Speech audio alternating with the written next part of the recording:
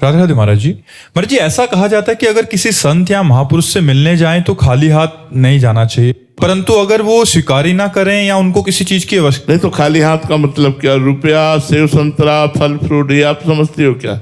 नहीं, हमारे प्रभु कहते भाव का भूखा हूं मैं और भाव ही एक सार है, भाव से मुझको भजे तो भव से बेड़ा पार है, भाव बिन सुनी पुकारे मैं कभी सुनता नहीं, भाव पूरित टेर ही करती मुझे लाचार है। भाव का भूखा हूं मैं।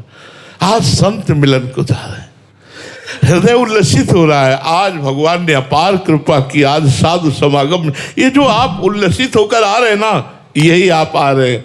नहीं तो आप 100 कुंतल सेव संतरा अंगूर लेके आवे, भाव नहीं, अभिमान है, तो आप खाली आ रहे हो, खाली ही जाएंगे।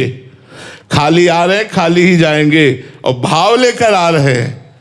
अब भाव में पत्रम पुष्पम फलम तोयम ये में भक्ता प्रेक्षति, यदि भगवान ने दिया है, हमारा भाव है, तो हम पत्र पुष्प फल जल कुछ भी नहीं है तो अपने भाव से समर्पित कर रहे हैं। भाव हम सामने गए और उनके चरणों में अर्घ समर्पित कर रहे हैं, चंदन खाए कुछ नहीं समर्पित। तो हम तो उत्तम बात समझते हैं कि संतों को आपका मन चाहिए। आप अपना मन संतों को दे दो, जो आज्ञा करे उसका पालन करो, इससे बढ़कर कोई भेंट नहीं होगी। आप सेव संतरा रुपया पैसा रख के गए, मनमानी आचरण कर रहे, तो संत समागम का फल क्या मिला? संत समागम का फल है भाव लेकर आओ और जो कहें उसको मानो, यही बात है। वस्तुओं का तो कोई खास बात तो नहीं है, भगवान ने उसके लिए भी आज्ञा की है। पत्रम पुष्पम फलम, तो एक तुलसी दल है, एक चुल्लू जल है, एक कोई फल है, एक कोई पुष्प है, यदि हम चरणों में अर्पित करते हैं तो भगवान कहते हैं भावपूर्वक अर्पित, भक्ति पूर्वक अर्पित करने पर मैं उसे खा लेता हूँ, मैं उसे स्वीकार कर लेता हूँ। तो कभी ऐसा अवसर जो संत स्वीकार करें, अपने पास जो कुछ है वो प्रदान कर दिया। थोड़ा मान लो किसी संत को कभी भिक्षा के लिए बुला लिया, उनको भोजन पवा दिया। वृंदावन वास कर रहे हैं, हमारे पास है 2 रोटी, हम किसी संत को दे दी। किसी फटे पुराने कपड़े पहने हुए संत को एक वस्त्र दे दी। हम भाव रखें, भाव ही मूल बात है, ये वस्तुएं मूल बात नहीं है। इसलिए संतों के पास जाओ तो देखो, एक उसमें दोहा में कहा गया है, संत मिलन को चालिए तज माया अभिमान, ज्यों ज्यों पग आगे बढ़े कोटिन यज्ञ समान।